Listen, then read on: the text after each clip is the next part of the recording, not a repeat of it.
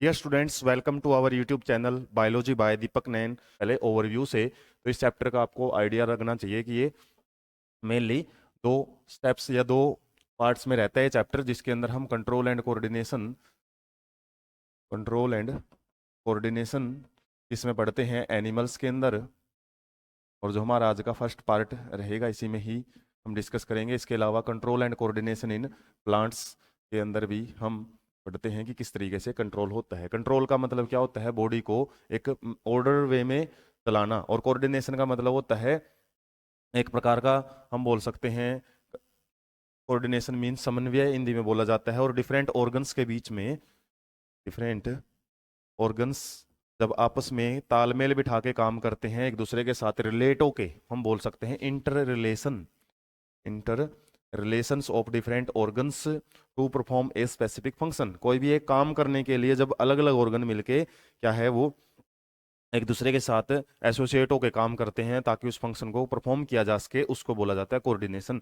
और कंट्रोल जैसे एनिमल्स के अंदर हमारा कंट्रोल करने वाला सिस्टम क्या होता है? Nervous system. और नर्वस सिस्टम के बारे में ही हमारा डिटेल रहेगा। इसके अलावा कंट्रोल एंड कोऑर्डिनेशन एनिमल्स में एंडोक्राइन सिस्टम भी करता है, एंडोक्राइन सिस्टम। और एंडोक्राइन सिस्टम जो कंट्रोल करता है उसको हम हार्मोनल कंट्रोल बोलते हैं, हार्मोनल कंट्रोल। इसके अलावा जो कंट्रोल नर्वस सिस्टम करता है इसको सिंपली नर्वस कंट्रोल भी बोला जाता है। न्यूरॉन्स इसमें बड़ा ही इंपॉर्टेंट रोल प्ले करती हैं।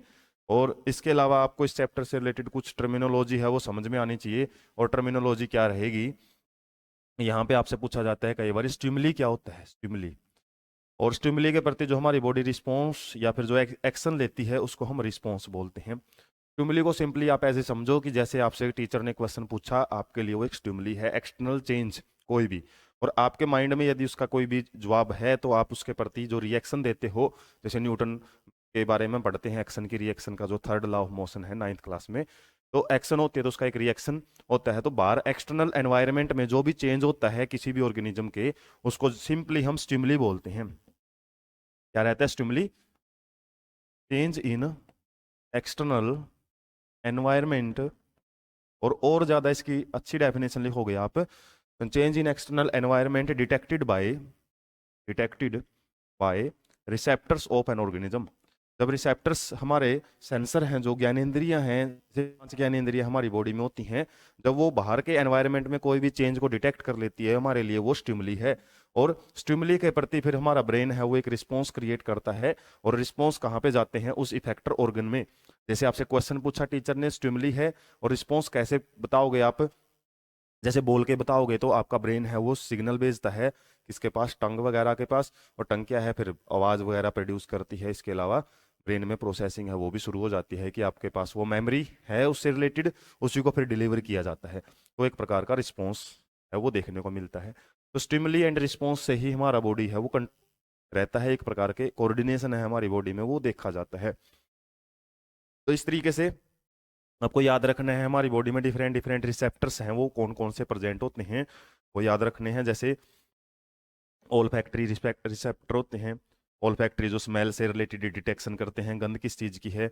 इसके अलावा फोटो रिसेप्टर्स होते हैं, फोटो रिसेप्टर्स जो लाइट को रिसीव करते हैं, जैसे हमारी आईज हैं वो आ जाती हैं। इसमें क्या है? नोज की एपिथेलियल सेल हैं नेजल कैविटी में, वो आ जाती हैं। इसके अलावा ऑडियो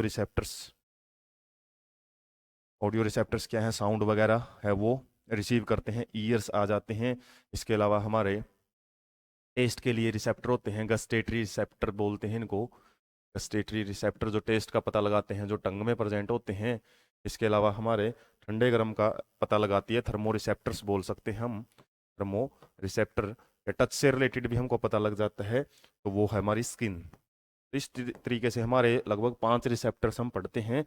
5 सेंस ऑर्गन्स या सेंसिज हमारी बॉडी की हैं वो रिसेप्टर्स का काम करते हैं। और रिसेप्टर्स यदि आपसे पूछा जाए क्या होता है, केवल इस पार्ट में हमें केवल एनिमल के अंदर कंट्रोल एंड कोऑर्डिनेशन का डिस्कशन कर रहा हूँ। इसके अलावा पार्ट सेकंड में हम प्लांट के बारे में अलग से पढ़ेंगे। तो रिसेप्टर्स क्या हैं? सिंपली वो ऑर्गन्स होते हैं या फिर टिश्यू प्रेजेंट होते हैं, tissue which have sensory cells, या फिर हम बोल सकते हैं which have excitable cells, excitable cells, या फिर बोल सकते हैं जहाँ पे नर्व एंडिंग वगैरह प्रेजेंट होती हैं, nerve endings.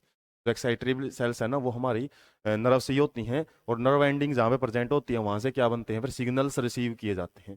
Signals of stimuli are received. तो यही वो ऑर्गन होते हैं, टिश्यू होते हैं, या फिर ग्रुप ऑफ सेल्स होती हैं जहाँ से हमारी नर्व एंडिंग प्रेजेंट होती है, और नर्व एंडिंग में एक बार यदि सिग्नल बन जाता है ना तो फिर वो ब्रेन के पास लेके जाया जाता है। तो ब्रेन के पास लेके जाने वाले भी दो न्यूरॉन्स होती हैं, वो क्या क्या रहती हैं, एक तो जो सिग्नल लेके जाती हैं उनको हम सिंपली बोलते हैं एफरेंट न्यूरॉन्स। याद रख लेंगे, एफरेंट न्यूरॉन जो सिग्नल ब्रेन के पास लेके जाती है, और वहां से जो सिग्नल आता है इफरेंट न्यूरॉन। हालांकि इनके बारे में डिस्कशन हमने अलग से करना भी है। तो अब हम समझ लेते हैं कंट्रोल एंड कोऑर्डिनेशन का। हालांकि आपको आइडिया दे ही दिया है। तो यहाँ पे कंट्रोल एंड कोऑर्डिनेशन किसके द्वारा होता है, मेनली नर्वस सिस्टम के द्वारा। जो हमारी बॉडी के अंदर अलग अलग पार्ट है नर्वस सिस्टम के, वो काम करते हैं। इसके अलावा एंडोक्राइन सिस्टम, एंडोक्राइन सिस्टम या फिर हार्मोनल कंट्रोल भी हमारी बॉडी में देखा जाता है। और ह्यूमंस के अंदर या फिर अदर एनिमल्स के अंदर ये फोटो रिसेप्टर्स या फिर जो भी अलग अलग टाइप के हमने रिसेप्टर्स या सेंस ऑर्गन है वो बड़ा ही इंपॉर्टेंट रोल प्ले करते हैं।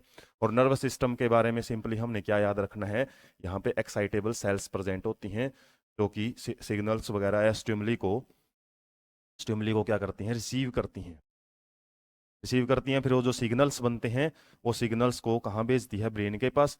और ब्रेन क्या करता है, उसको इंटरप्रेट करता है या एनालिसिस करता है, और एनालिसिस करने के बाद मोटर ऑर्गन्स के पास सिग्नल है वो भेजता है, जिसकी वजह से कोई भी रिस्पॉन्स है वो बॉडी में क्रिएट होता है। तो इस नर्वस सिस्टम के हम कंपोनेंट्स भी देखेंगे।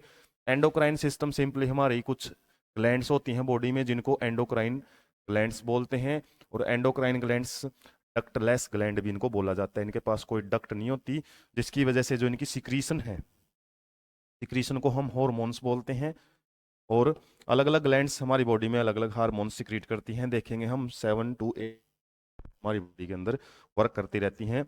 और जो हार्मोन्स हैं ये ब्लड के अंदर सिक्रीट होते हैं, और ब्लड इनको टारगेट ऑर्गन में लेके जाता है, और टारगेट ऑर्गन में ही वहीं पे क्या करते हैं, ये एक्शंस परफॉर्म करते हैं। डिफरेंट डिफरेंट टाइप के जो भी सिग्नल्स वगैरह इन्होंने प्रोड्यूस करने हैं वो हार्मोनल कंट्रोल है वो देखता है। तो इस तरीके से एक जनरल सा आइडिया आपको याद रखना पड़ेगा क्या क्या इन दोनों में डिफरेंस है।